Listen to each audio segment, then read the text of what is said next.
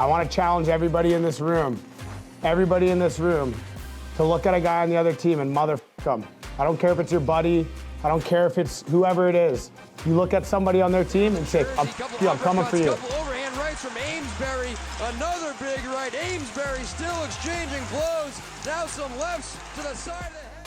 And at the end of the day, I play hard, so I'm going to have some big hits. And people might not be able to totally understand how somebody could do that. Like, why would you want to hurt people? It's like, well, I don't want to hurt anybody. But if I'm in a fight, like, he's trying to hurt me. Like, I'm just trying to not get hurt. Amesbury, oh my goodness. Amesbury comes in and takes down both. How do your hands handle this? I don't know. Diamond hands. Diamond hands. What did I tell you? That's hockey. That's diamond hands. That's hockey. That's ice war. Welcome back to another episode of On the Subject. I'm your host, Michael Vilardo, co-founder and CEO of Subject.com, Subject.ai. You know where to find us. And today we have an incredibly special guest. We have a professional hockey legend. This guy has clips all over the internet. He has an incredible career, including an 8-year hiatus to be on a tugboat. But he has come back and he's taken the leagues he's played in by storm. We have a lot of stories we got to dive in today. We have Daniel Diamond Hands Amesbury, the toughest guy in hockey, the best of the best when we bring content, hockey, and being an incredible enforcer to the mix. Thank you for joining the show today. Yeah, thank you. What an introduction. I appreciate it. We're honored to have you. So can we dive in right away? We have so much to talk about. What happened with the Federal Pro Hockey League? Like when I kind of essentially got... Yeah, is that legit or not? Because I'm like preparing for this. Yeah. And, I've seen your clips, everything. Again, a huge fan of yours. Yeah. What's the story there? Just a couple, honestly. So, like, I kind of came out of a time machine. 8 years ooff. That's insane. You go on this guy's elite prospects, 2014 to 2022, did not play. Yeah. So, and for, a little over 4, almost 5 years, I didn't touch the ice. I didn't skate. So, I think that's kind of why I wanted to start in the Fed. And I had some call-ups that year, but I just kind of wanted to, get my feet back and, like, let's start slow here. But, yeah, I kind of, like I said, came out of a time machine. So I think my first 2 games, I had like 2 really big hits. Game 1, I hit a guy. Ref's like, oh, the hit was clean. Wake up in the morning, I'm suspended for a game. And then, okay. So then I sit the next game out. And then my second game back, I catch a guy at center ice. It's probably the biggest hit of my whole entire life. So I had another big hit, and it kind of just put me on the radar right away with hits. And essentially that's what happened. And they had a rule where it would go up a certain percentage. And then I didn't get suspended for like the rest of the season. There was like almost a season in between. The next year I came back, and it was like just about a year since my last suspension. And then I hit this guy, and they just threw the book at me. They gave me 18 games. And at this point, I had ECHL teams calling me. Yeah. And I was like, I wasn't ready. I wasn't ready yet. I wanted to stay in the Fed at the time. I just wanted to, keep playing lots. And, I knew at some point I wanted to move up. But so I was turning down call-ups serving this 18-game suspension. Yeah. And you're not getting paid during a suspension. No, you're getting paid. Oh, good. Okay, good. I'm glad. I want to make sure you're getting your bread. Yeah. And so what happened was then I served, I think I was 12 games in to serving this, and then they're like, actually, no, you can't come back. And they basically just... Well, why? Like, you're bringing so many fans and eyeballs to the league. Yeah, I don't know. I think the at that point, there was an owner in the league that owned like a majority of the teams, and he had a lot of leverage. I don't think he's a part of it anymore, but I think that was a big part of it because I was playing against his teams and stuff like that. Makes sense. What team were you on again for the fans out there? I was on the Danbury Hat Tricks. So okay, we'll get into that in a bit. Yeah, my first 2 years in Connecticut. Yeah. Let's go. Yeah, and that's where I am now. I spent my summer there this year and just been training and stuff. We have so much to cover. This is amazing. It's going to be a fun episode. So you're from BC. Correct. But now you're spending your time in Connecticut. What do you like so much about Connecticut? What brought you there? Just obviously AJ. And who's AJ? AJ Galante. So if you've seen the Untold Crime and Penalties documentary, the Danbury Trashers. Legendary doc. One of the best on Netflix. Go check it out. I'm the president of the Danbury Trashers, and I'm 17 years old. This was the largest. Okay, so how did they find you? Let's hear. So Danbury Trashers, but they're not in hockey at the time when they find you. At the time, yeah, no. So, but what happened is they put on a hockey fighting tournament called Ice Wars. Where was this? In Canada, in Edmonton. Oh my God. And it was just it was like MMA on ice. Right? So it was a hockey fighting tournament, and my buddies in high school, we would always joke about this in high school. So when this came up, I hadn't really, I wasn't competing for so long, but all my buddies are hounding me like, dude, it's here now. Like, you got to do it. And so I kind of like hummed and hawed about it, and then finally I just messaged AJ, and I obviously didn't know him. On I've seen the Instagram? doc on Instagram, and I joke about it sometimes. I'll scroll back, and he iced me a few times. Yeah. I Gotta be every persistent. day, Send the every DM. day. Yeah, exactly. So I kind of hounded AJ. Finally, he messages me back, and he's like, hey, like, you're not playing, like, you haven't been playing, like, you don't have much of a record, like, who are you? And then, so long story short, that's kind of how it all started, and I kind of just told him, I was like, I don't care who's in it, like, I just want to fight, and then just get me in, like, and that's kind of how it started. I was the smallest guy in the tournament.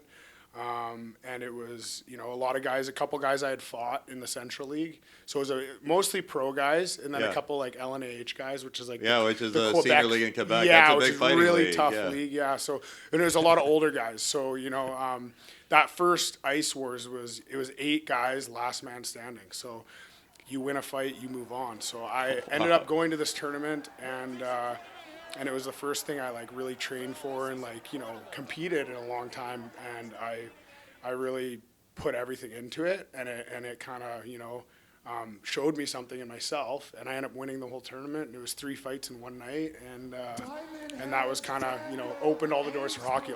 I woke up in the morning, my phone was ringing, teams were calling me, and hey, you want to come out of retirement? And yeah, That is insane. That's kind insane. of how it all So started.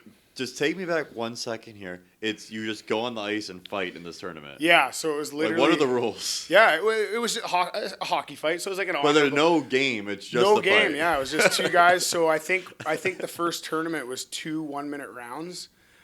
So you come out, and a 1-minute hockey fight is a marathon. That's long. That's very most long. hockey fights are like 20, 30 seconds, like 30 being on the long. Yeah, and then you're done. Yeah, a minute, and they were stopping the clock every time a guy would go down. Oh wow! So like you if a can guy get goes back down, you stop, you separate, and then as soon as the bell, you come back together, then the clock starts again. So it was like 6 fights per round is what it felt like, right? So, and I had to do that 3 times in one night, and it was probably one of the hardest things I've done as far as like competing. I just remember laying on a couch in between fights, and I'm just like, I don't know how I'm gonna do that again. And I had a really good coach that had a lot of experience, and he's like, well, you're gonna, so he just turned the lights off, and he's like, I'll be back when it's time to go, and then went out and did it again, and yeah, that's kind of how. So how do you started. train to be a fighter?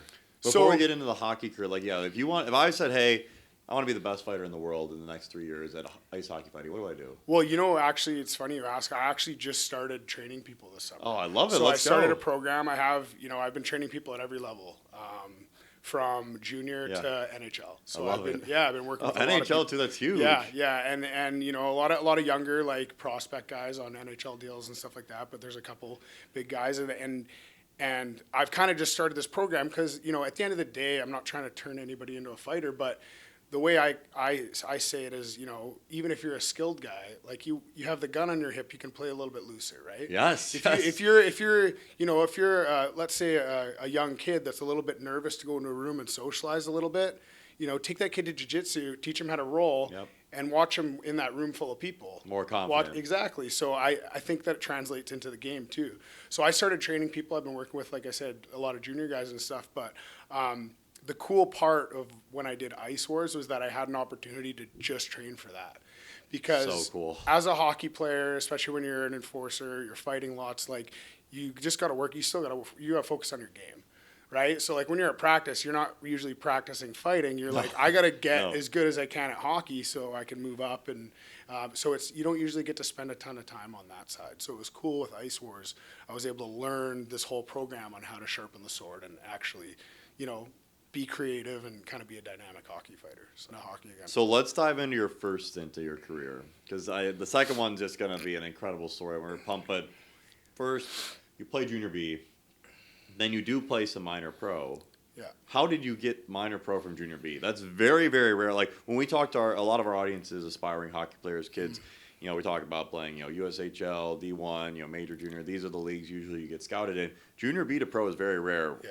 How do you do that? So like I said, I probably could have made better decisions in my when I was junior. I didn't necessarily. I feel like the advisor thing wasn't as big back then, obviously, so I didn't really have really good influence.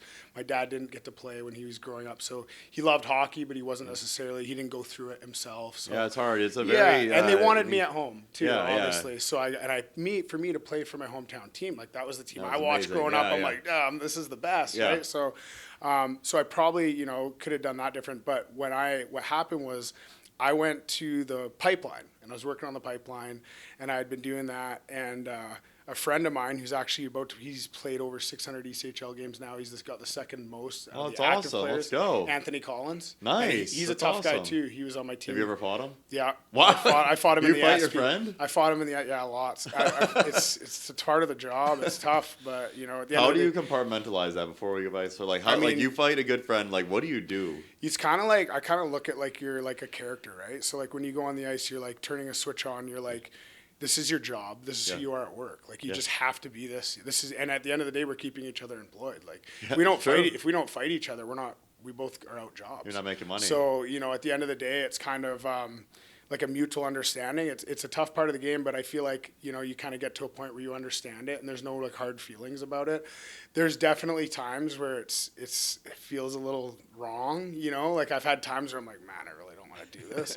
And your coach is like, all right, get out there. He doesn't think, he's not feeling nothing in his heart. And I'm like, how am I going to do this? The coach make it. Yeah, you can't even look him in the eyes because I know he's going to make me laugh or something. So do you have like a pregame ritual that gets you into this mode? Like what gets you to turn the switch on? No, to be honest, I try and stay calm. Like my big thing not is a ton of music or no, like I'll just listen to kind of whatever's going on. If I sometimes I'll go do like a little meditation if I'm feeling a little anxious, just to kind of bring myself down. And I want to find my flow state. That's kind of and honestly, I feel like that's what fighting is like. For me, there's no other place that takes you deeper into flow than a fight. Why? Because you have to be completely present. It's like, and if you're not, I think, so the difference between somebody who's really good at fighting or like an experienced person, and this is why fighters generally have a later prime. They do. Right? They do have a later prime. Yeah, it's like early to mid 30s. Because it's such an advantage to have experience, right? Because you're calmer, you're more relaxed. But like for me, I was able to find that pretty early on in my career. And everything slows down. As soon as the gloves come off, I'm just like, there is no meditation I could do with any no guided meditation I could do anywhere that could get me into the flow state that a fight gets me into. Everything slows down. My heart rate slows down. I feel like I can just see everything coming, and it's almost like a spiritual experience. That's so cool. So can you talk to us about your first fight and what got you hooked on fighting? I remember specifically, I remember in elementary school, like I grew up in a pretty tough town, so there's like a couple fights in elementary school, and I remember fighting one of the neighbors. One of the neighbors' kids, he was like kind of like picked on the neighbors and stuff, and I remember I got in a fight with him, and I think my dad might have been like watching it for like some of it, like watching like how's this gonna play out. And then I remember him just screaming for get off of him, and I ran back home. I'm like, oh no, and he just didn't say a word about it. It was like he kind of knew we're boys, whatever. Yeah. We were young, really young. But my first hockey fight, I remember very, very vividly. I know exactly where I was. And I grew up in Maple Ridge, kind of a farm town, tougher blue collar town. Yeah. And Chilliwack was like even more farm. Yeah, they have a junior team there. Yeah, and they're all big, like big farm boys, right? Yeah, Western Canada people are pretty strong, tough people. Yeah. It's pretty commonly like the Western League's obviously always the tougher, very tough, tougher league, right? Very physical. So we were playing Chilliwack, and me and this kid, I think we were 15, and we obviously had cages, and we get into it. Both of us popped helmets off right away, and I just remember we just were hitting each other. Like neither of us knew what we were doing. We're just going toe to toe. I had braces. Yeah. And my nose got broken, so I was bleeding all over the place, and he was bleeding. I don't know if his nose was broken, but we were both just poured out blood. And I come off, you're kind of scared because you're like, what was that? And then you realize you're like, I'm alive. That wasn't so bad. Yeah. And I remember I get off, and my dad comes down, and he starts trying to straighten my nose in the hall. He's trying to straighten my nose, and all the moms are like, "What are you doing? You can't do that." But I remember that very vividly. And I was 15, and it was like minor hockey. You're not supposed to be fighting. Obviously, how long were you suspended? I don't remember. Maybe a game or two or something back then. Nowadays, I'm sure it would be like, you know. Well, did you know then you wanted to be a fighter? No, and I wouldn't even really say I wanted to be. It was more just a tool to get me on the team, right? Yeah. So I knew I had the parts to do it. I knew that I was like my dad was a jail guard. What jail? He worked in youth detention, so in Burnaby, that's awesome, YDC. helping kids, yeah, yeah. So he did that for a while, and then, that was his whole career, and so a lot of his buddies were cops and stuff like that. So a lot of these guys are like, he would tell me stories about when they were young, and they grew up in East Van, where it was like a lot of tough, pretty tough out there, right? So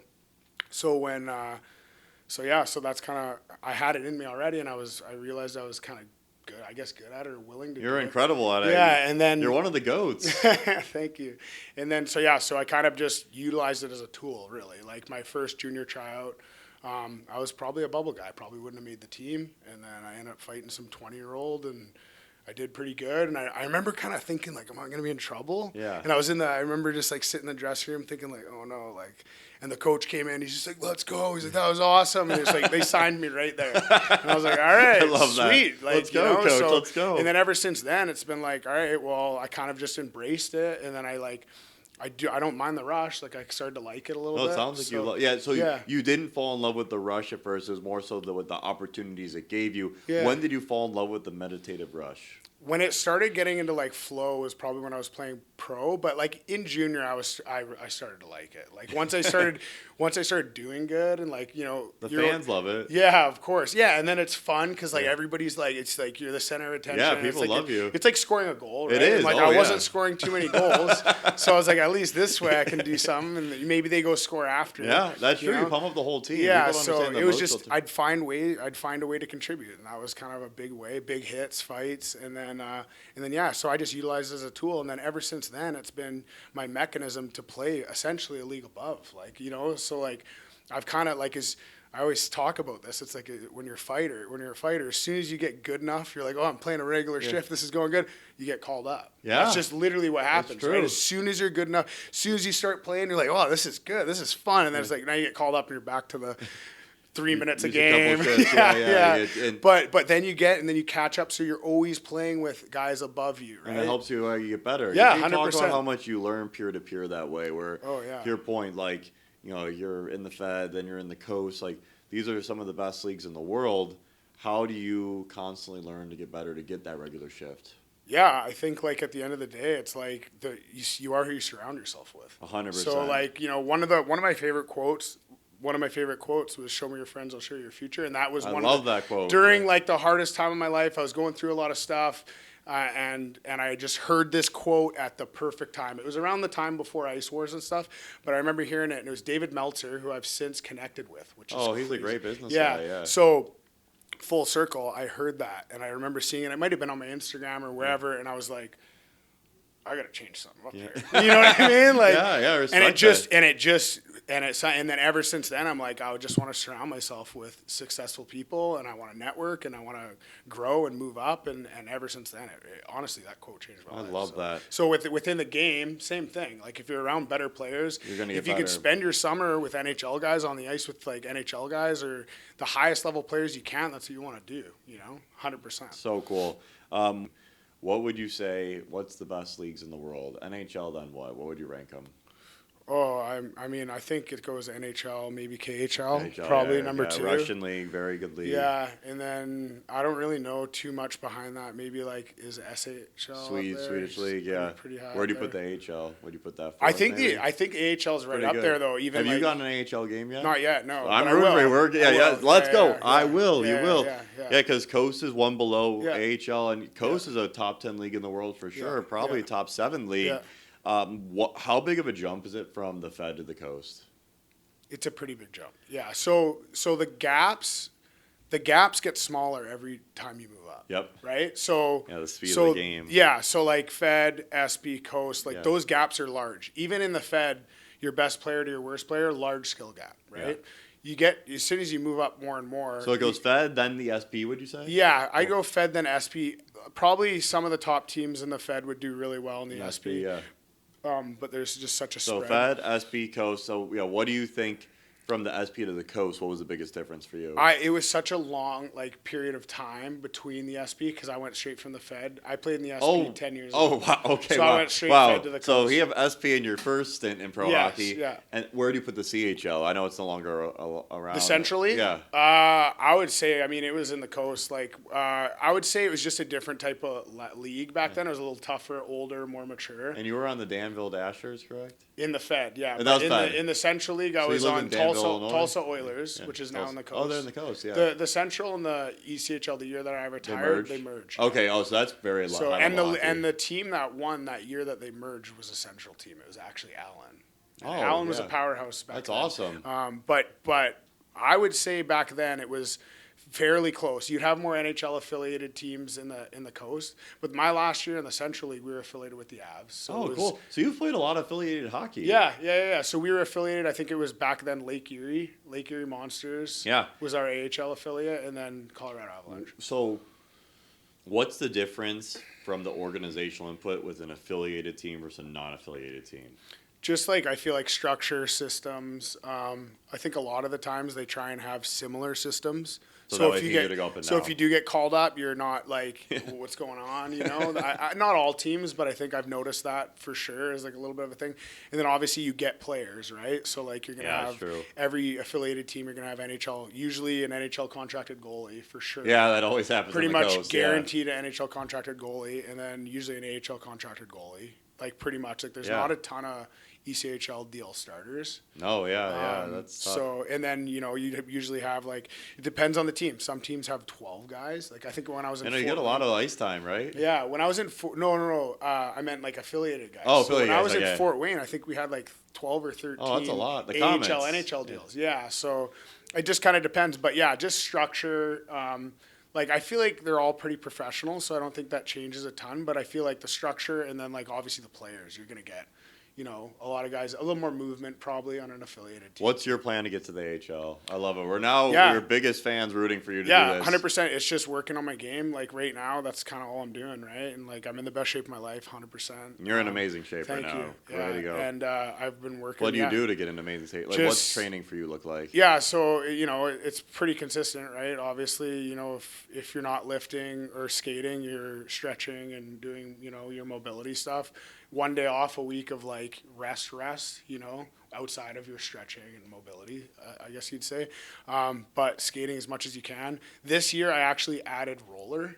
Nice. I love roller hockey. Which, to be honest, I never played roller, and I kind of started thinking about it last year. It's so fun. And it really, I feel helped me because it's just such a puck possession. It's skill. Yeah, there's so many touches. Yeah. And so roller was really fun, and I feel like I got a lot of touches. What league is this? So in Connecticut, there's a pro division in Oh my God, East that's Haven. amazing. So there's actually Earn plays for Dallas Stars. Yeah. I'm sorry, I'm butchering. Yeah, this, we'll shout him out after. He plays in after. the league. He plays in the league sick. too. Yeah. So there's a couple NHL guys, ex-Coast guys, Coast guys. So it's a pretty cool little league. Oh, I think there's only 5 teams or so right now, but it's growing. So that's where I started. It's an hour from Danbury. And then I went to State Wars with Connecticut. So I played for Connecticut this year, and we went to State Wars, and it was awesome. Just really competitive. It was really fun, and I get to score a lot more and That's roller. so amazing. So I love it makes that. it way more fun. So you're in great shape. You're crushing it right now. You're ready to make the jump. Yeah, definitely. Where are you starting the year with? Yeah, so I just re-signed in Adirondack. Congratulations. So exciting. Great team to play for. Yeah. And Adirondack, just the fans there are just amazing. Yeah. It's a small market kind of. We get 4,000 or 5,000 fans a game, but they're everybody shows up every game. So it's fun. loud. I love and that. And the team's always really tough and just blue collar. They just always have played blue collar hockey. So it's perfect for me and really good fit. We got a really good team. Who are they affiliated with? New Jersey Devils. Let's go. Utica Comets, New Jersey Devils. Yeah. Oh, Utica's so close to Adirondack. Yeah, so Utica's close. Yeah, a little short, a little drive. And the thing is, when you're on an ECHL deal, you can go to any team.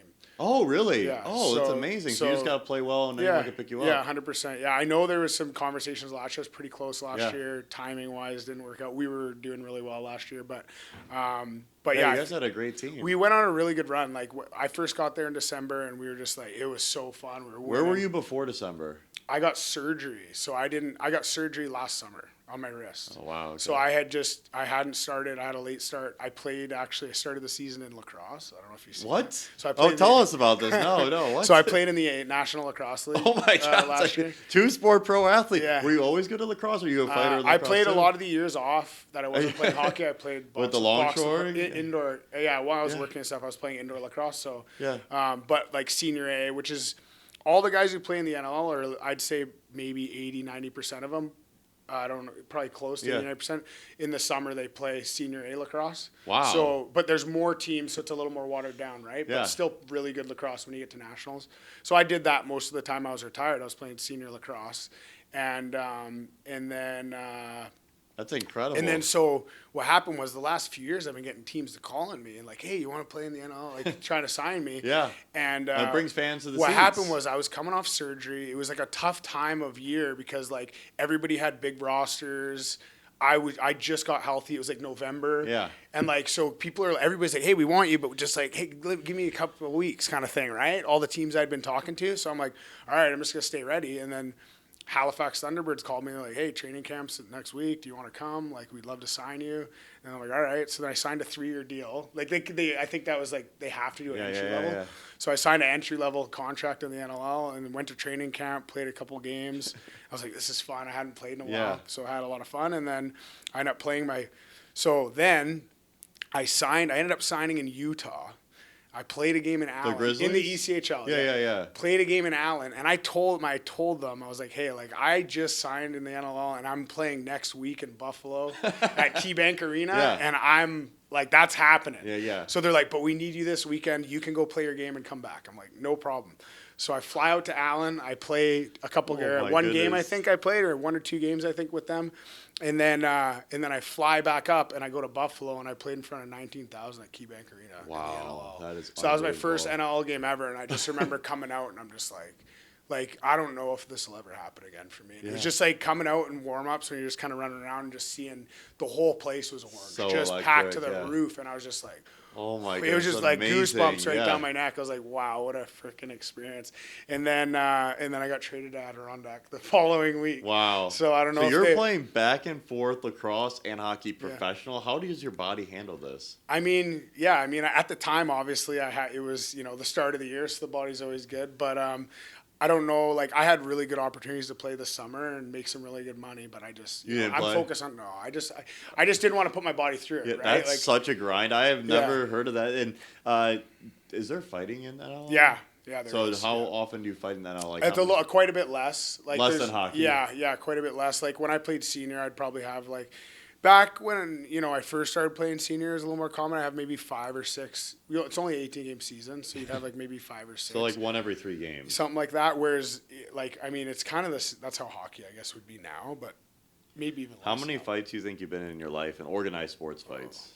Over 200. Over 200. Yeah, well What's over. the most amount of fights you've ever had in a game? 3. Tell me about that game. I did it twice. Tell me about both rookie games. season. So my rookie season in the SPHL, I had 41 fights in 39 games. Oh my! So how do your hands handle this? I don't know. Diamond hands. Diamond hands. They've been through the ringer. I got how many broken hands? Plate and 6 screws, and then I got this thing wired up. They feel really good now, though. So, but yeah, no, I mean it's it's hard on the hands. So tell me about the 3 fight games. I remember very specifically the one in Pensacola, and I remember Pensacola. What a location! It was in Pensacola. Yeah, we played them in the finals, and yeah, I remember fighting right at the beginning. Wait, you're talking about in the finals, like the playoffs? No, this wasn't in the finals. Oh. We played them in the finals, but okay. I was like, wow, playoffs. We battled with them all year. Battled with them all year, and yeah, it was just a rough game. It got really rough out of hand. I fought right away at the very beginning of the game, so I had one like right away, and then I remember I fought someone right in front of the bench, and then near the end of the game, their captain just was like fed up with me. He's like, grabbed me, and I was like, all right. And I think back then you did 3 fights in a game. I think you're kicked out for the now next it's game, 2. right? Yeah. Now it's 2? Yeah, now it's 2. Which is, that's the thing, like strategically. So there's a couple different rules now. We're actually only allowed to fight 10 times in a season now. Really? And then you start getting suspended. In the East Coast? Yes, but Why? They do it in the American League too. Oh wow! What about NHL? Is there a rule? No. Oh no! You got to get up there. Let's get up there. But what I will say, and I don't know if they're aware of this, but it's creating a lot more jobs. Yeah. For enforcers. Oh, why? Well, teams want more than 10 fights a year. Oh, good point. That's good for you. So a lot of teams now in the American League have 2 guys. On smart, the coast. Yeah. A lot of teams, like if you're, at the end of the day, like you want a tough team, of course that's a benefit. But if like 10 fights for the fans, like maybe there's a couple other guys going, but at the end of the day, these guys they want to keep their market going. The game so for me, everybody's always like, oh, I hate the 10 fight rule. I could probably play for 5 more years if I'm only fighting 10 times a year. And you're right, and there's more jobs out there, so I don't mind it. I used to be, when it first came out, I'm like, what? Yeah, because people are like, what's the policy? Why is the but policy? you have to be smart. Below it, Now you have to be smart about when you're fighting. You can't just burn them all at the beginning of the year. That's true. Obviously. Are you allowed to fight in the playoffs to reset? Yeah, resets in playoffs. Oh, hell yeah. Yeah, so you start fresh in playoffs. So, but like I said, and then there's a 2-fight rule too. So if you fight early on in the game, you're kind of handcuffed for the rest of the game. Because you fight one more, you're done. Oh, done for the game. You're not suspended, but you're out of the game. So if you really wanted to, realistically, you get someone to fight you right at the beginning of the game, and then someone else grabs him later on or whatever, he's out. If you just want to get someone out of the game, I shouldn't even put this out there. They're going to do it to me every game now. Yeah. Wait, can you talk about having a fight set up for you versus a raw fight? What's the difference for the fans out there? You mean start of the game or something you've kind of... Because, again, I didn't play nearly as long as you. You've had a great career. Love learning from you. So I was on the development team, and, one of my friends in the Steel wanted to fight a kid on the development team. He's texting me. I basically brokered the fight that it would be the first shift of the second period. They're out together, and they knew that. And it was a great fight. It was Tyler Biggs, Kevin Lynn. Tyler Biggs ended up being a first-round pick for the Leafs, but never made the NHL. Yeah. But it was a great fight. How often is it that for you where it's like, hey, I know this shift in the game, I'm fighting this character, versus raw passion in the game, like, hey, this guy just chirped my teammate or did something dirty to my goalie, I'm going to demolish this guy. Yeah, I would say... I can't say there's too many situations. Oh, yeah, go for it, I can't say there's too many situations where there's something going on off the or someone's texting their. That doesn't happen much in the pro. I mean, it does for sure. But not for you. But I can't say that's happening too much. Most of my fights that are organized, you're usually it'll be the start of the game and it'll start in warm up. I'll see the guy. So you'll go to the red line. I'll see the guy at the red line. I'm like, hey man, we both know what this is. Should we get it out of the way? Because at the end of the day, sometimes too, there's different strategies to it. Sometimes if I know the guy's a little bit worried about me, I want him to sweat because it's hard to play hockey when you're worried about fighting. Oh, it's super hard. So I did not want to fight. The other part of it where it's kind of nice to just get it over with. We all know what's going to happen at some point tonight. Let's just do it and then just play hockey. Thank you to everyone listening. Before we jump into the episode, we want to have a quick word about our sponsor, Subject. As you all know, I had a crazy childhood growing up. I went to 7 schools in 5 years. I went from public high school to community college, all the way to the Ivy League. And I wish so badly I could have the same curriculum along the way. Transferring from McHenry County College to UPenn, I lost so many credits. When I was transferring from Pioneer High School to Cary Grove, I lost my place as number 1 in the high school rankings. If I would have used Subject, which is over 500 classes for actual credit across middle school and high school, I would have been so much farther ahead. I would have had so much more fun, and my experience would have been that much better.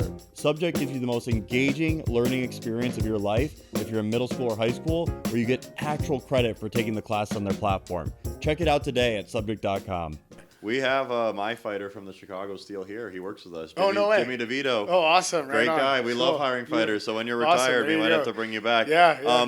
So talk about that. You just explained it really well, going to the red line. One, especially because we have so many hockey parents, families out there.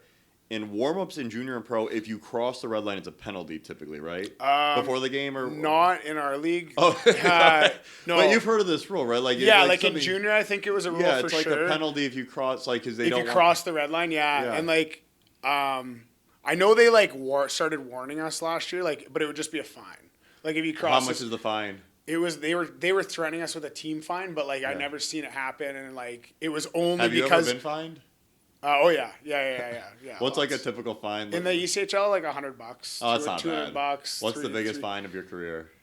I think 400 maybe or something. 400, that's not horrible. It's Not still great. not ideal. Yeah, but not great. it's not. Yeah. If you do, I've done the percentages before. Yeah, I text our union guy. I'm like, hey, I'm doing the math here. Yeah. Like, we're getting fined a way higher chunk of our salary than I like NHL that. guys. Love that percentage. See, Yeah, that's smart. I'm doing the numbers. Yeah, I'm crunching the numbers here. I'm like, wait. These fines are way too big. Like That's pretty NHL high. max fine is like this percentage. So When you talk about getting in a fight with someone, how much do you think the fight is, and feel free to go wherever you want this, is helping the team, pumping them up, getting the boys rallied, versus boosting the stadium atmosphere? And I get then go hand, but stadium atmosphere, the business of the game, more ticket sales, more drink sales. Yeah. Because I think a lot of people don't realize this. At the end of the day, sports, all sports, it is entertainment. Right. Obviously, we want to win championships because that's more entertaining. Yeah. But if you have people like Diamond Hands here at the game, more people are going to go to the game. yeah, I try as a player. I try and focus on like those fights are gonna come. The fans are gonna get those. I play hard. Yeah. Like I try and focus more on the game side of it. Like I want to fight for my teammates. I want to fight at the right times. And I think that being an older, veteran guy where you kind of realize, you kind of learn these things along the way, and you've made the mistakes in the past. Yeah, where true. You've Learn gotten from scored mistakes, on yeah. after, or you fight the guys at the wrong time, and now their team's flying, and they go score a goal, and you're like, oh no, why did I just do that? Now it's a tie game. So I think like I try and focus more on fighting at the right times for my team, and then it's just kind of like an added bonus. I think everybody knows like when I'm on the ice, I think everybody's watching a little closer because there's going to be a hit or so there's going to be something happening. Like I'm going out there, I'm trying to create energy, I'm trying to get the fans into it. So, but that is a big part of it, of course. In the minors, like you need fans to show up, or none of us have jobs. So. Has an owner ever said to you, like, you're fighting tonight? No. And like honestly, just from the movies, guys. Don't worry. Yeah. We had when I played in. Any good stories from your past life where they're like, you gotta fight tonight? When I played in the SP, and I think I can say this now because go the for team it. since had folded. Okay, shout out team. But I played for the Cottonmouths way back in the day, and Great name. They would do like fight night in Columbus Cottonmouths. It'd be like fight night, and it would be like the place would be sold out. It was like I don't know if they called it guaranteed fight night, but it was like fight night.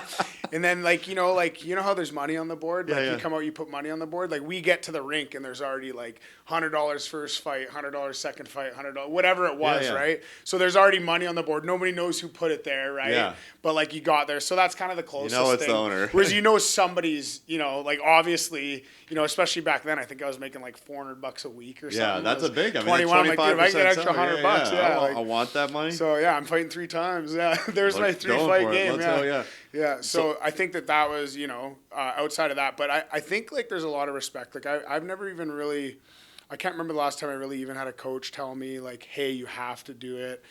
There's been meetings with coaches at times, I would say, where coaches have been like, hey, just so you know, this is what happened last year with this guy. This is what he did. Like, we got some stuff to handle here. Like, like that's kind of the closest it's been, but I don't think it's ever been like, it's for me, I think that most coaches respect enough to know it's a hard enough job as it is. And we should, at the end of the day, as a pro, we should know when it's time. Well, yeah, you're a professional. And now with this 10 limit, you probably just know going into the year, hey, I'm going to get 10 fights a year. Is that kind of like the unspoken, like, hey, Daniel's going to get 10 fights in, and he knows when to pick his spots? Yeah, and, like, you got to be smart about it. Like, when I got a little bit closer last year.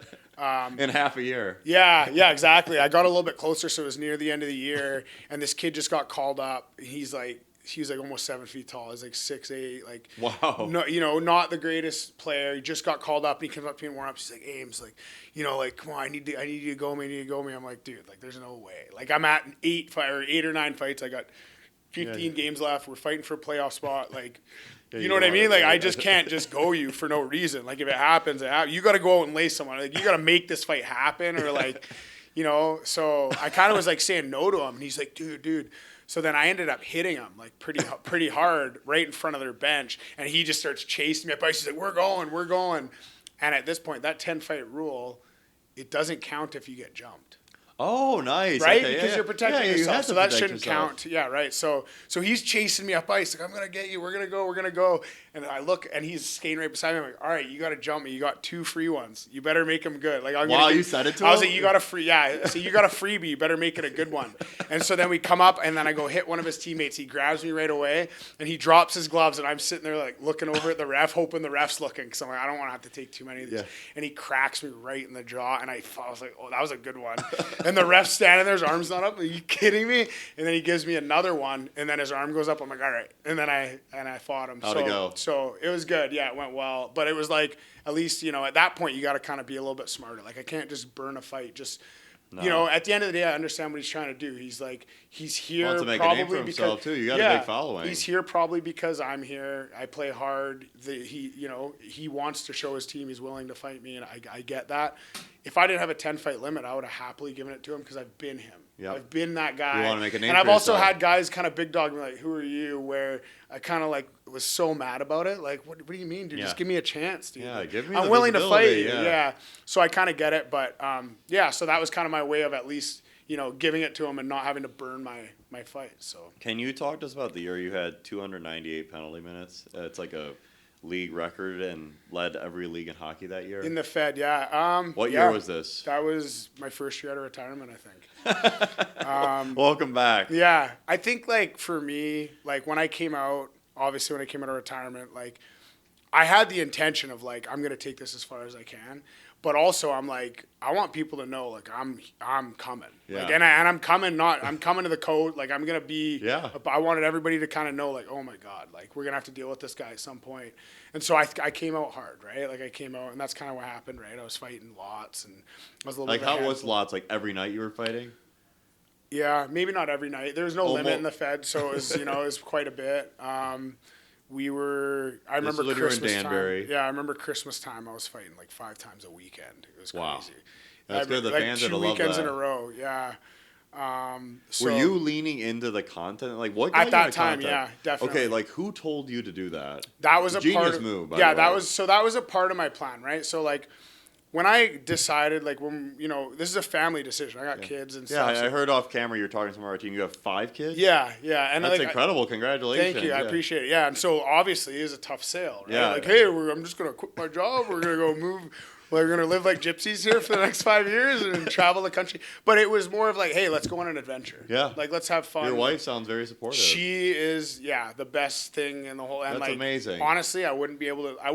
I wouldn't even have the like fuel to do No, this. she clearly is a Yeah, rock for you. super supportive. Super Amazing supportive. to hear that. Yeah, so basically what with all that kind of being said, it was kind of like a full decision that had to be made where we were kind of like, is this, we're going to be able to do this? And we kind of just ended up, heading down and making Like, it an what adventure. made you want to do content? Because, again, don't see many hockey players do content. Yeah. I heard about you through your content, Right. and this is years ago, and then I obviously started engaging on social Yeah. media and really appreciate your commentary. And I was like, who is this guy? I'm like, the content you're putting out is great. Like, are you Yeah. editing it? Who's Yeah, doing no, this? so like at first I was doing a lot of stuff. I was in Danbury, and like that was a part of the thing where I talked to AJ, just like we made a game plan, right? Like, So how did this guy find you though? Like Ice Wars. Yeah, Ice Wars. Okay, so Right. Ice Wars. Ice Why Wars- is he your agent or No, so Ice Wars happened, and then after that, like me and AJ just became boys. Like right away, we just like we're always talking. Like and like obviously like I'd only met him at the events. I did 2 events, so I'd see him at the events. Like and we just became close. We talk all the time, and he was just like, dude, we're gonna like it was his. Ice Wars was like his baby, right? So he was like, we're going to promote you, we're going to do this. And like, when he convinced me to play, we had to make a game plan. Like, how am I going to sell this to like quitting my job? What are we going to do That's here? tough. I have to parlay this into something when I'm retired. Yeah, it's right? not just So- you come back for a cameo. Like you want to build a career. I have to do something where, yeah, exactly, right? I can't just come play and then be like, come back to work on the tugs. Like, it's not, So that was a part of the plan. Let's do content. And we got to Danbury, and I partnered up. I was doing some stuff with Brody True, who's like really good. He actually helped me. I actually just did a fight module the other day, just like Very an cool. entry-level fight module that I'm going to put out.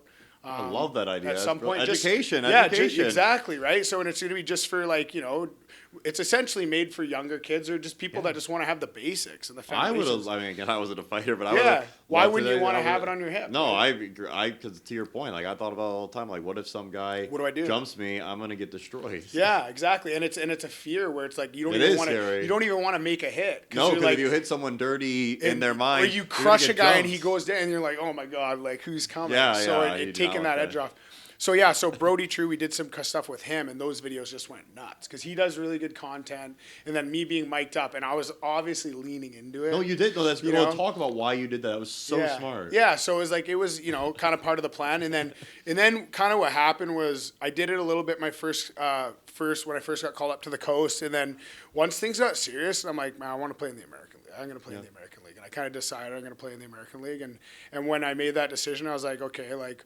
Not that I'm not going to make content, but I'm like, I'm focusing on hockey. No, I can see. And you like, I down still with need that. to post. I still keep my page and maintain Your my IG page is and stuff. great. Yeah, and like, obviously, I need to still keep my fans and keep interacting with them and stuff like that.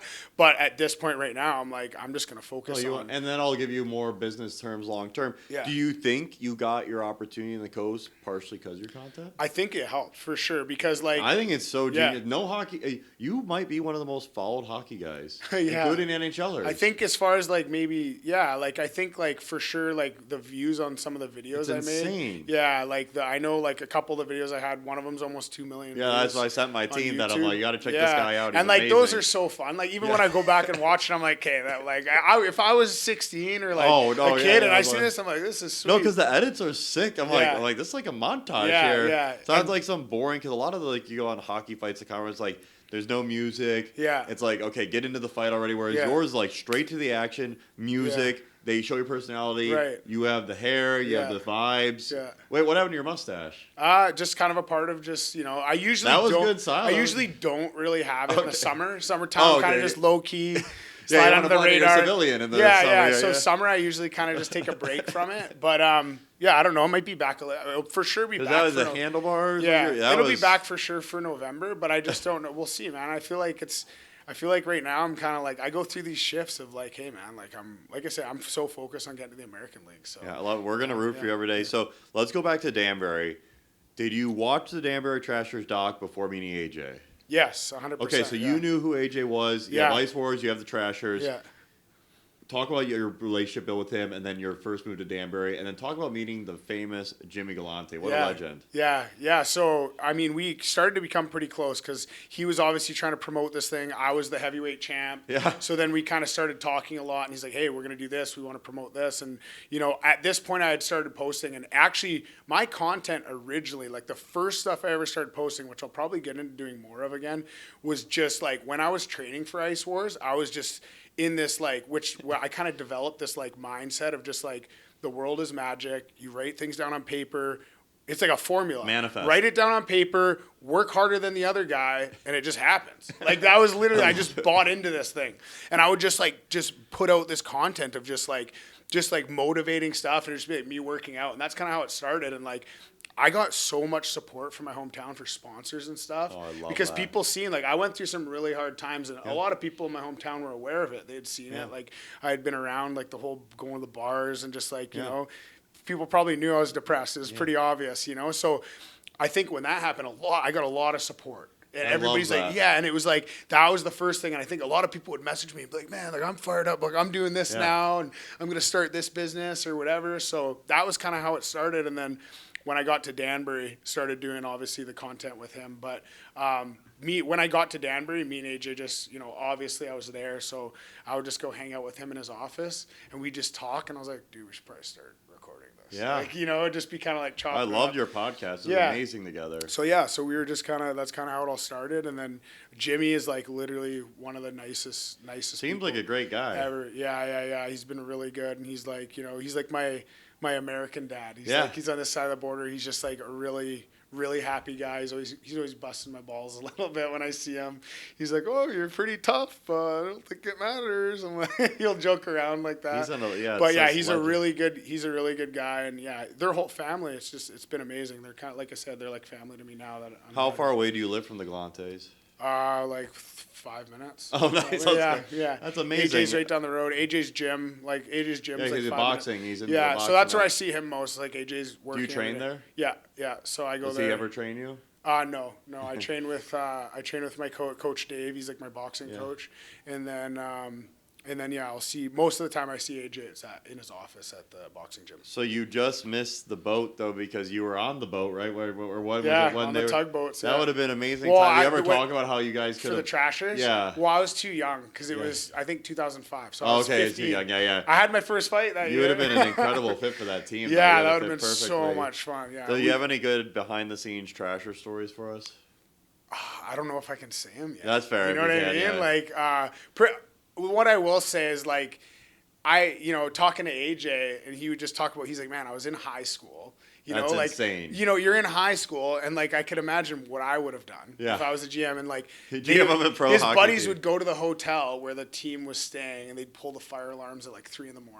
So the whole team. Oh, the other team. Yeah. So the whole team would have to wake up and, like, come outside, and, like, they just things like that, which – you're in high school, it's like, it makes tons of sense, right? So little things like that, they'd come in the room, they'd put sand on the thing, they'd tie everybody's skates up on the pipes. And didn't they say something about, like, the towels, too, or, like, the one, like, have you met the equipment guy? Yeah, I have, yeah. Yeah, he's a character. He said, like, the paper-thin towels. Oh, yeah, just the worst towels. The goalies' equipment stuff. Just whatever you can do to get in their heads or whatever, they were doing it, so, which, I could totally understand. I can only Are they imagine. part of the current Danbury ownership now? Or? No. Do they AJ's ever want to get GM. back into hockey? Oh, he's AJ's the GM now. Yeah. So AJ in just the Feds. Yeah.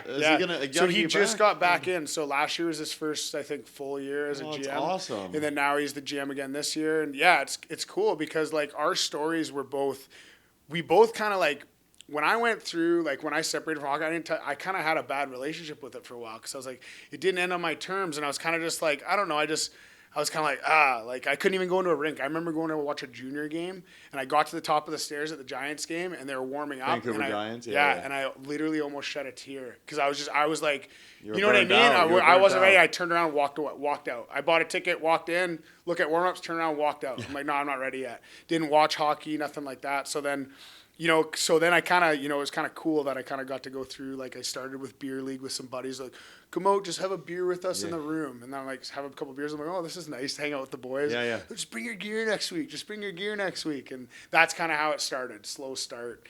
And then, so AJ, it's kind of cool because he went through the same thing. He didn't, nothing to do with hockey for so he took a long break. Kind of was just fully in boxing. So he's like, has the boxing gym, was managing fighters and promoting, like, putting on events and stuff.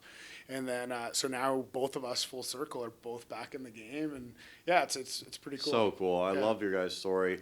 And then tell us a little bit more before we talk a little more about your career again, living in Danbury, what's it like, why you love Connecticut, and why it's been a great place for your family to be in the summers.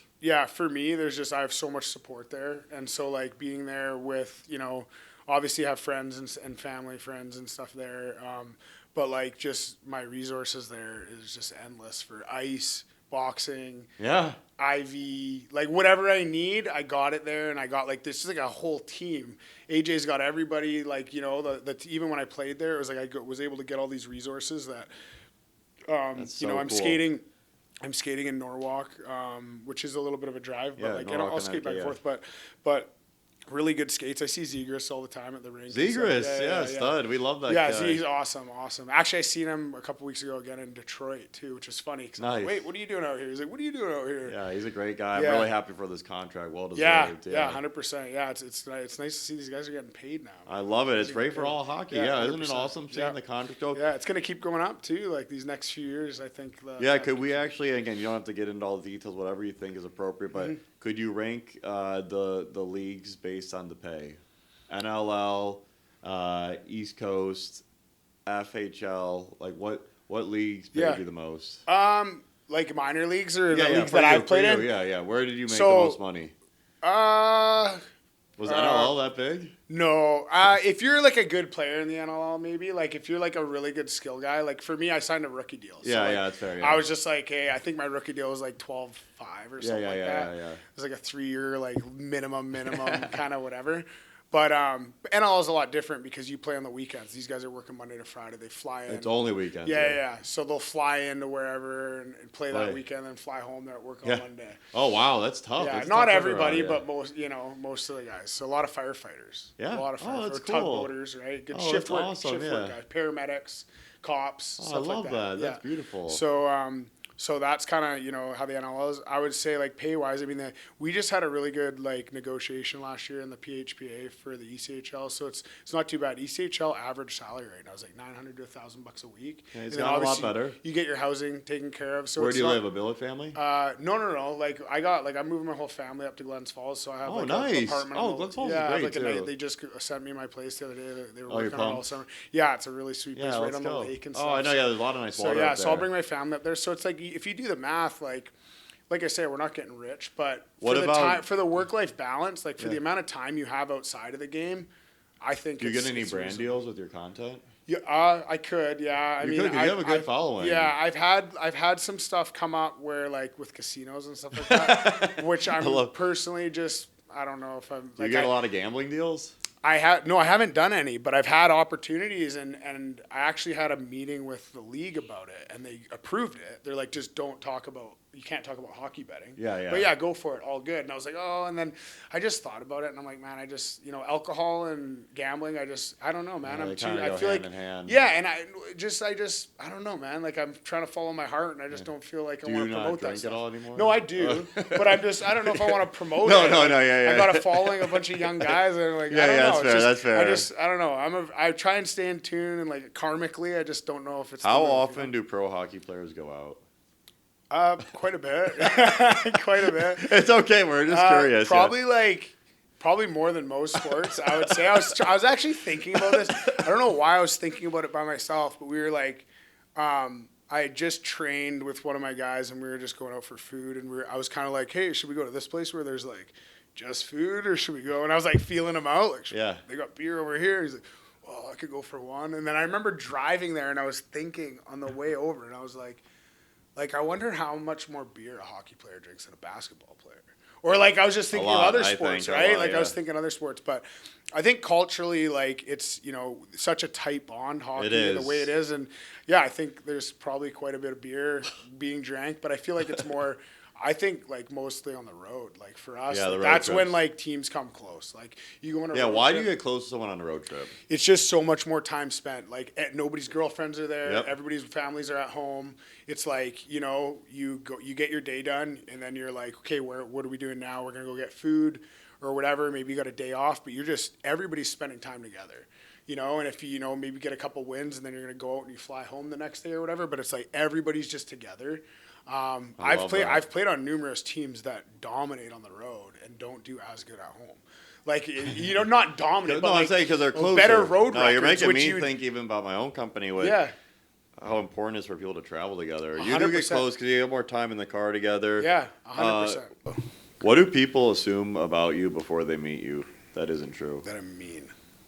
Yeah, that's obviously right. Like, they're a little nervous because you're a strong, big guy. Yeah, and like I'm like people always like will say it to me like, "Man, you're really nice." Like, you are so super nice. Yeah, I'm so surprised. Like, I'm a nice guy. I'm like, I get it because you just see this version of me where it's like I have to do this job and like I have to do it good and I have to be.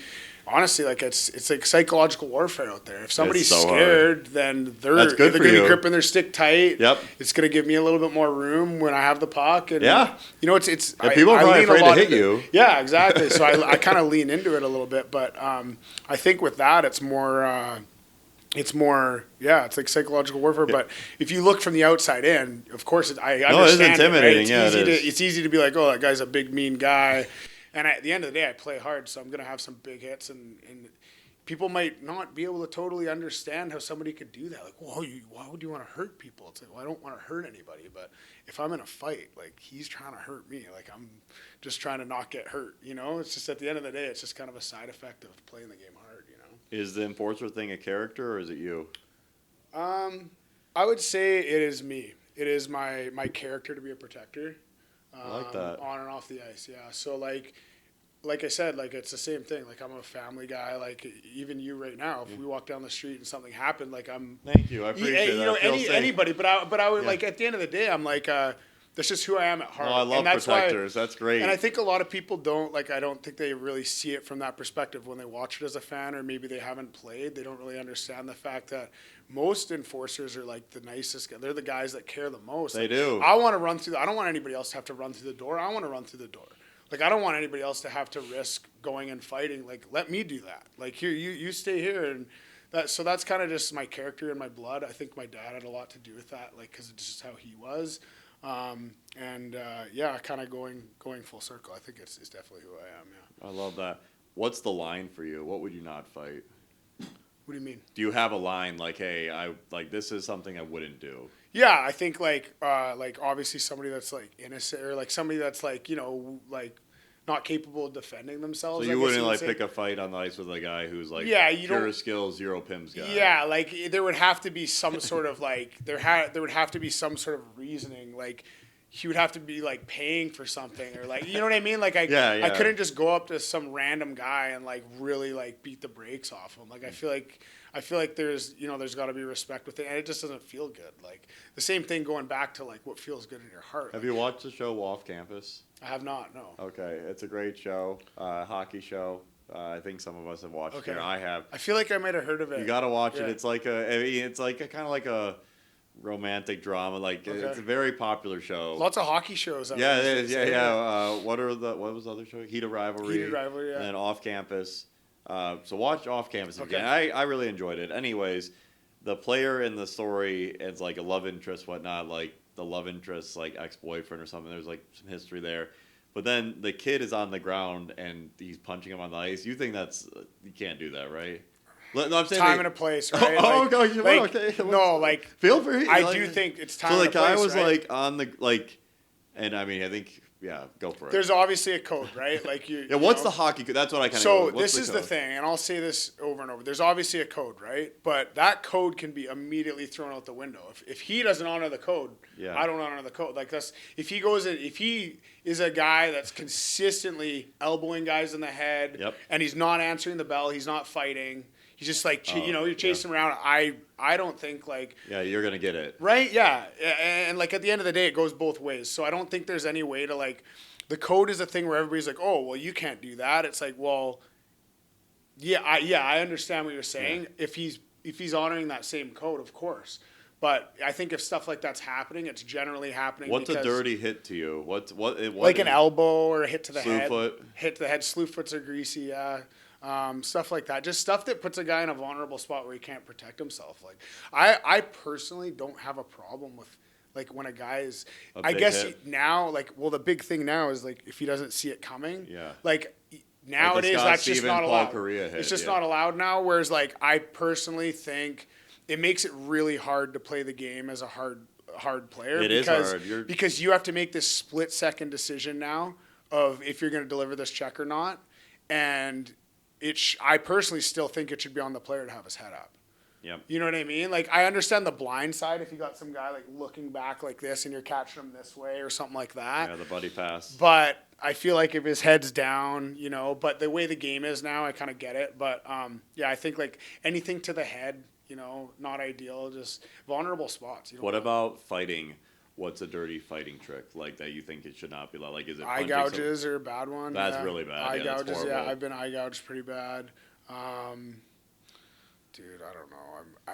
I feel like hockey fighting is weird because there's no like rules. There isn't. That's why we're trying to educate the audience and learn like what's okay. Yeah, like what exactly? Like what are you allowed to do if I get in a fight? I think if you're throwing an elbow in a hockey fight, like obviously I got hit with an elbow. I don't like that. That's pretty dirty. I got that's hit with like an elbow. UFC style. Yeah, or a headbutt would be a big one. Headbutts brutal. are pretty common. You don't usually nobody sees them. Headbutts. Yeah, because when you're grappling in and someone like the it's little very thing, easy to headbutt a guy in a hockey fight. it was incidental. Yeah. It's very easy to headbutt a guy in a hockey fight and make it look like it was. Nobody even sees it, right? So I think headbutt, just stuff like that. Just. And at the end of the day, if the guy's got his gloves off, I feel like there's enough respect. You got him, like, just fight him fair. Like, he's giving you an opportunity to handle your business, whatever you're trying to handle. Just fight him the right ways. I don't think you need to be dirty about it. I agree. I love it. So you've played a variety of franchises on the coast. You're currently with Adirondack. Again, congratulations. So let's take them out of it. What are the best barns in minor pro hockey? You know what? Like, I've been lucky enough to play for two of the teams. I'd say Adirondack is like super character, old school, small, like super cool for like just like it's old. It's an old I like barn. that though. That's the yeah, character. it's so cool. It's like it just reminds me of going into like an old NHL barn. It's so like fun. and it's like loud in there. It's like all wood and like it's cool. And then Fort Wayne. I also played for Fort Wayne, and Fort Wayne's kind of the same fans. thing. Really old, and we'd get like 10, 12,000 That's fans. huge. That's a lot of fans. So it was like this, and the fans there were crazy. So I've been lucky enough to play for both, but I would say like for me, those are two of my favorite places to play.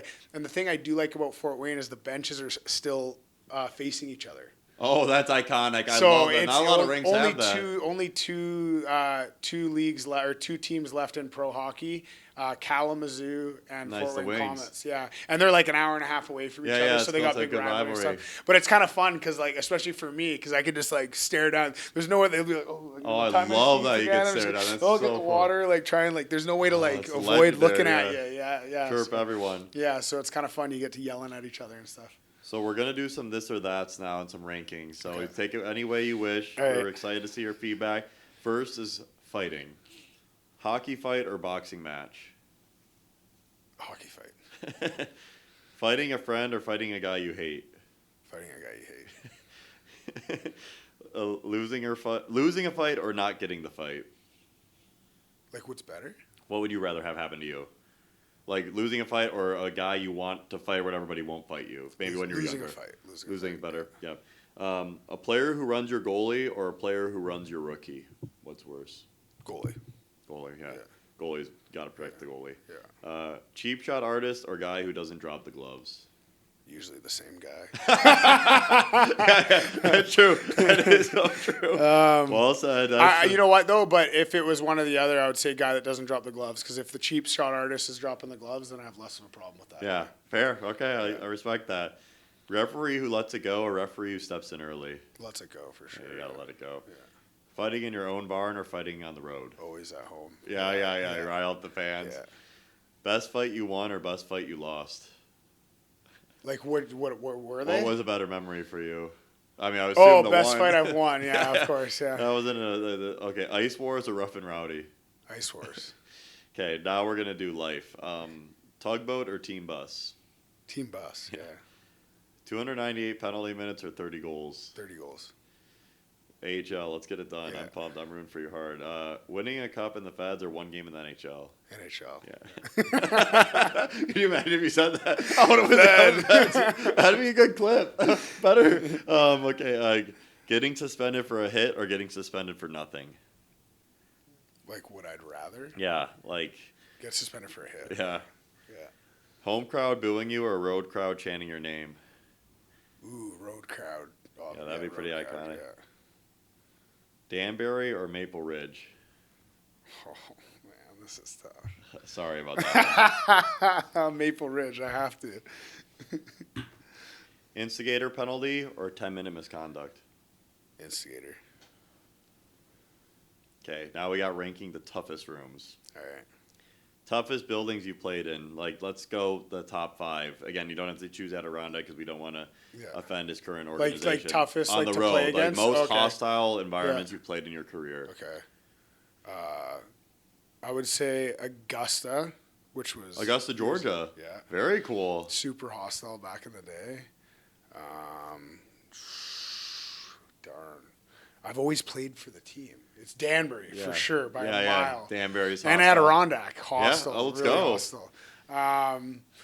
Who else? Oh, Wichita, I would say is pretty Kansas, hostile. that's cool. Yeah, Wichita was definitely, they don't love me there. Who is mean to me? Does it have to be hockey? No, it could be NLL. Victoria Shamrocks in lacrosse. NLL? Hate me. It's Why? Senior A lacrosse. Well, I would just terrorize them. And Yeah. they ended up having to put a beer guard over top of the penalty box, and I swear it was just for me. Because I'd go in there, I'd come out just drenched in beer. They would pour it on you. Yeah. That is hilarious. Okay, we're gonna do now a tier list. Reasons guys fight. So here's the tiers. It's a legit, acceptable, selfish, or cowardly. Okay. So, sticking up for a teammate. Legit. Energy on the bench. Legit. The crowd wants it. What was the second one? Acceptable. Acceptable. contract year? Selfish. Okay, you're all about the team. I appreciate it. Personal beef. Selfish. Coach sent you.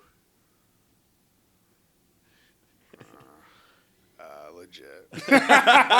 Well, so you gotta make it. Trying to get a job. A guy embarrassed you. Oh, what's the worst one again? Cowardly. Cowardly, yeah. A guy ran your goalie. That's legit, yeah. You got scored on and you're mad. Cowardly. Or I'd say selfish. Yeah. Cowardly doesn't really work for that one. Nothing happened and it's the third period. Legit. Yeah, that is legit. You got to get it going. Yeah. What's the dirtiest thing anyone's done to you in a game? Probably the eye gouge, yeah. That's pretty dirty. It's pretty bad. That hurts. Yeah. It Were was you like okay? the first 15 seconds of the fight. I swear this guy had he was knuckle deep in my eye. And it was just like, I just was like, what is happening right now? And then as soon as he took his hand back, I couldn't see anything. And he just started drilling me. I'm just like, okay, dude, good move, I guess. What are you supposed to? I tried to fight, but I couldn't really see anything. So I would say that's probably up there. Outside of that, just knee on knees. I just think those are nasty. They're gonna happen by accident really sometimes, but if it's an intentional, it's so dangerous. Yeah. What's the worst thing a fan screamed at you? Probably just family stuff. Wow, so I don't post my family. Yeah, I try to do that. Not either. I keep everything to business. Yeah, 100%. It's stuff that's good to protect. I don't ever post anything about my kids. Yeah. I only have one right now, but kid. Yeah. And then I don't post anything about where 100%. I live. And I think honestly nowadays I feel like people are they jump the gun a little bit. So on people posting chirp about stuff. your family. It's happened in the past. It's happened in the past. Actually, it was a player and it was on the ice, but it was. Wow, that's dirty. But it was one of these Did things. Did you fight him where after? No, he was coward. Coward. We gotta get that guy. Yeah, it was one of those things where it's kind of what, dude? It was a weird thing to say, but yeah. We're almost wrapped up here. You've been an amazing guest. Are there any teammates you'd want to shout out as you go to war for? Teammates, or it's every teammate, I guess. Yeah, honestly, my team in Adirondack is just we were so tight last year. Do you have any games in Texas? Allen. No. This year, no, we don't. Shoot, unfortunately, we need to come to that game. Yeah, I think the closest is New Mexico. I think we go down to New far. Mexico. I think we go down to New Mexico for a couple games. You don't have any games in California, do you? No, because our conference is we're in the East, so most of we only cross conference. I think maybe once or maybe we could twice. do content at a game sometime if you're open to it. Yeah, 100%. Yeah, I mean the New Mexico one is. I don't know how far New Mexico. No, is but even in New York, if yeah, we came wherever. and did a day in the life of 100%. Yeah, it would be so cool to have you guys in. We would be very down to do a day in the life. Such a cool. And we could kind of do behind the scenes, show your before the game and how you get into it. Yeah. Where can we find you on social? What can the fans do to find you? So it's Ames, AMES 2, number 2, Bury, BURY. And that's me on everything. I'm kind of mostly on Instagram. Yeah, your Instagram following is great. Your content's great. Instagram and Facebook. Facebook, you probably have a lot of fans. Yeah, Facebook. Yeah, I try not to it's hard because you get all these requests, and I'm I try and keep it to family, but I have a lot of followers on Facebook. So just for all the fans out there, just follow me on Facebook. Probably. Let's follow him and root for this mission. AHL, the American Hockey League. We are rooting for this guy big time. Thank you. 8 years off, comes back, pro hockey legend, great family guy, great team guy, and you can really hear the why of what he's doing. He's a protector. He's here to help his team feel more confident, more protected, and really leave an impact on society. We're so excited for having you here today. Please like, comment, subscribe down below so we get some more incredible guests like Daniel Diamond Hands Amesbury. And we can't wait to have another episode with you. It's such a blessing to know you today. You're a great guy. We're really rooting for you. Yeah, thank you so much for your time. Appreciate it. Thank you.